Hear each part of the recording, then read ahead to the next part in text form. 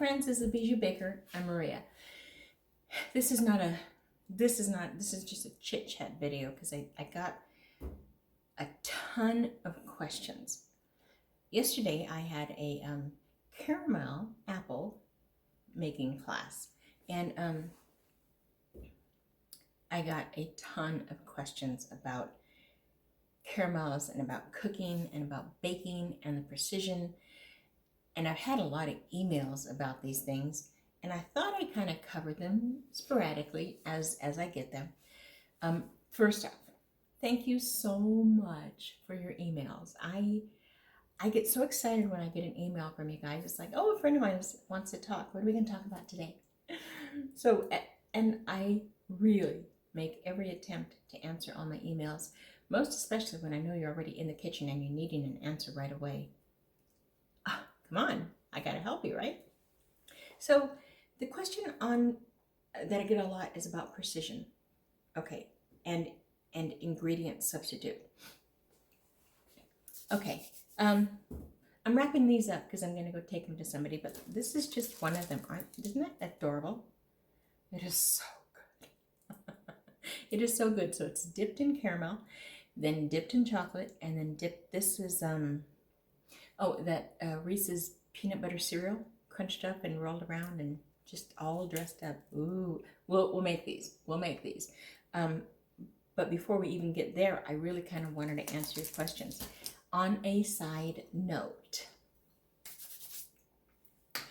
I had promised myself that when I get 10,000 subscribers, I will do a live video with you guys to make my Christmas caramels. This one recipe is a recipe that I never wanted to give up because it's so perfect. It's so perfect.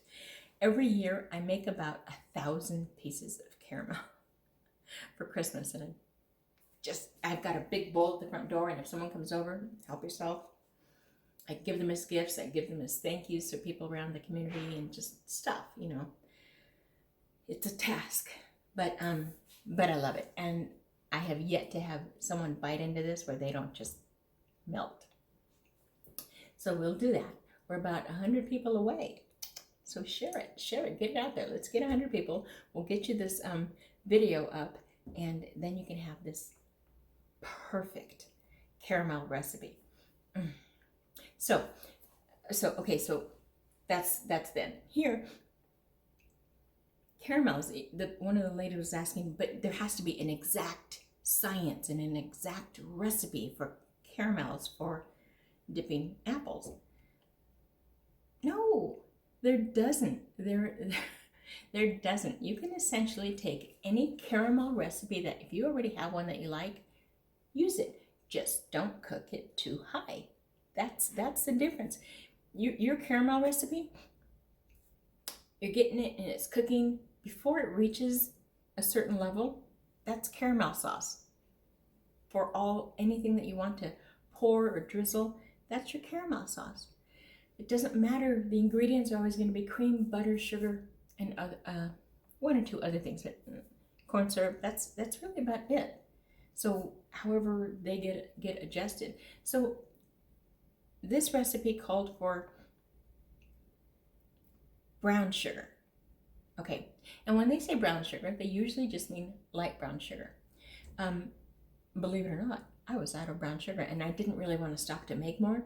I had plenty of dark brown sugar, so I used that. It changed the flavor, just gave me a little more molasses-y, got it a little bit darker, but I would do it over and over. You could also just use regular sugar. You understand what I'm saying? You can adjust things. So if you have a recipe you want to follow, but you don't have whipping cream, okay? Depending on what it is, if you want the volume, if you want it whipped cream, then you got to get whipped cream, you know. But if you just need a creaminess, you can use like condensed milk. You could use evaporated milk, but there's a lot more trick that goes into it. So just because it asks for something does not mean you can't substitute it.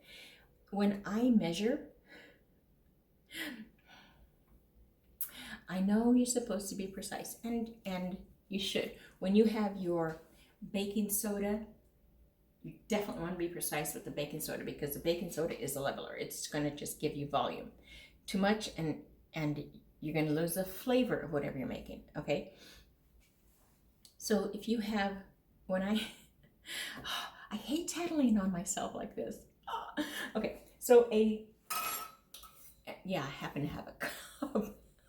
I really just happen to have a cup right next to me. So if it asks for, let's say there's a half a cup of brown sugar, half a cup of packed brown sugar, okay?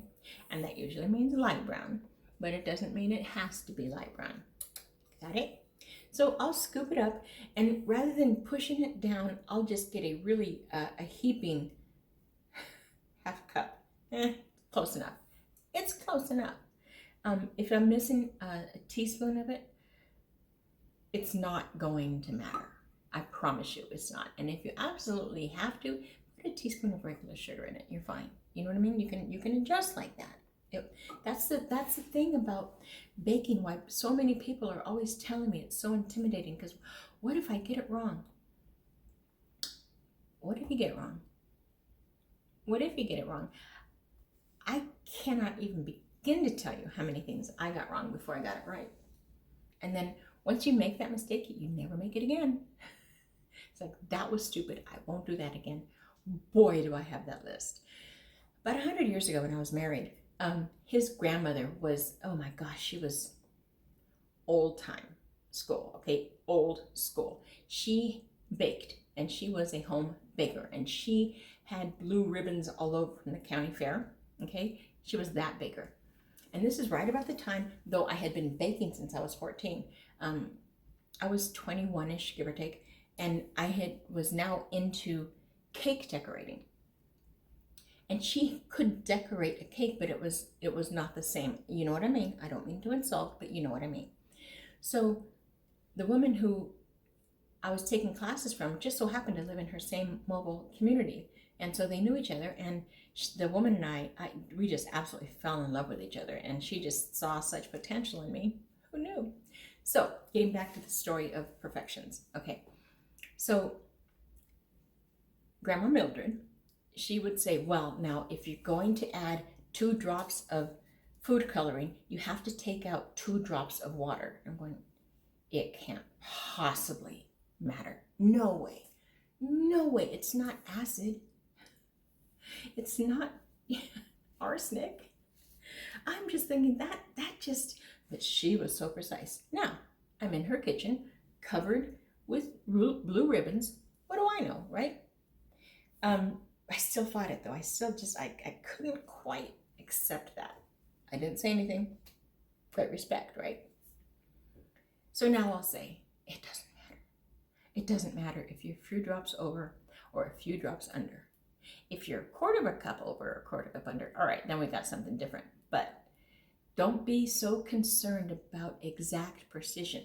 You grew up thinking, oh my gosh, baking is such a science. There is science.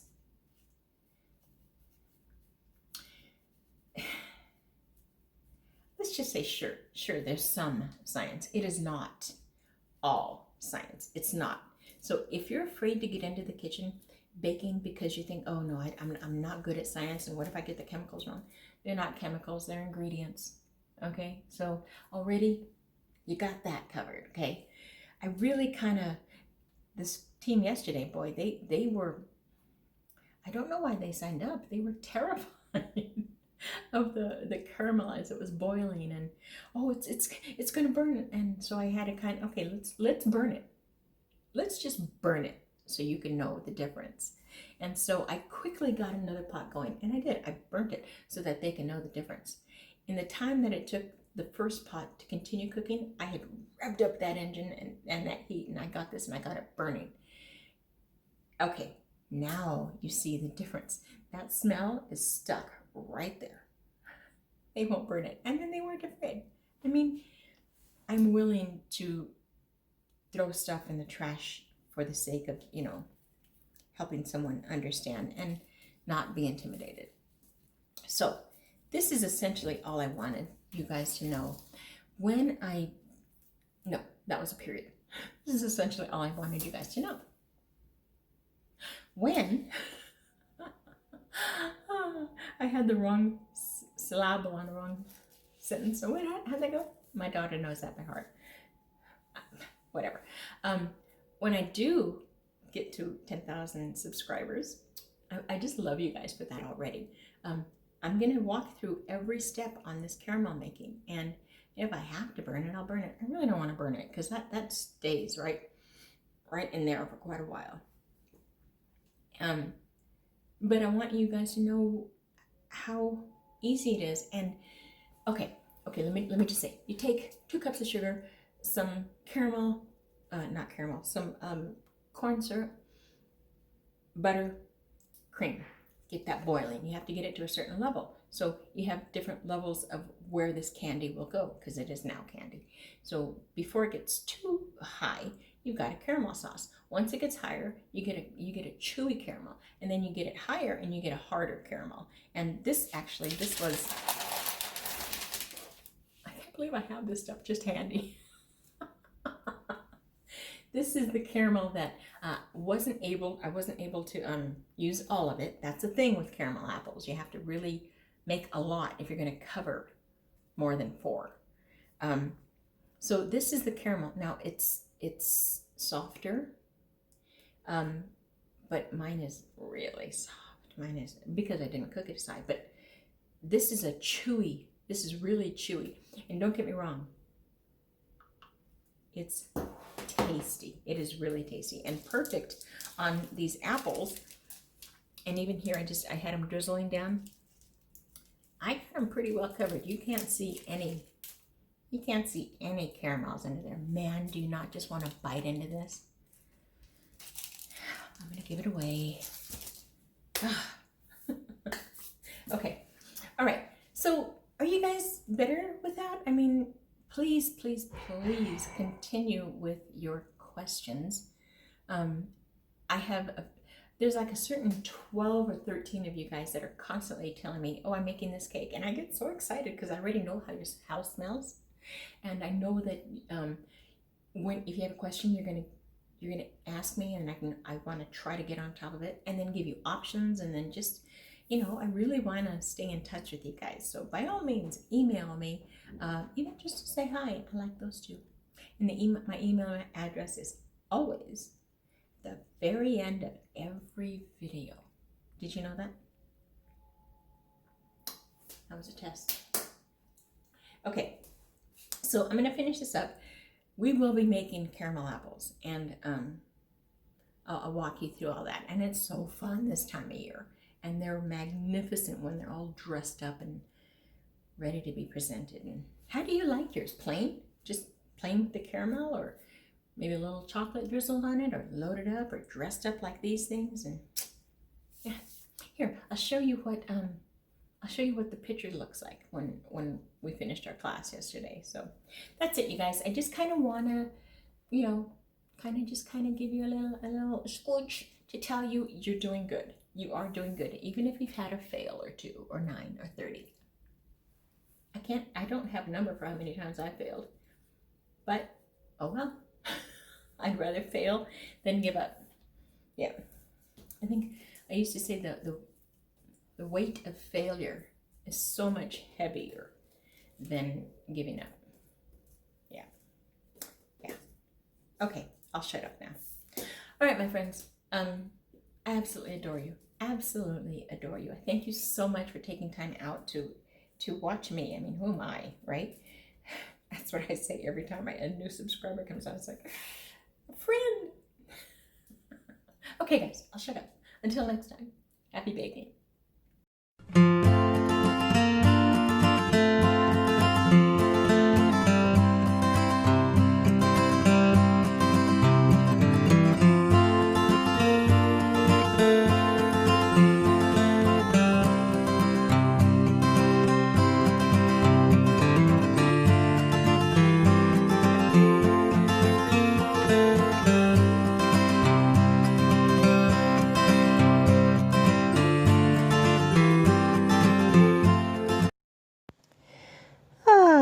That was fun. Don't forget to like and subscribe. That was fun. Don't forget to like and subscribe.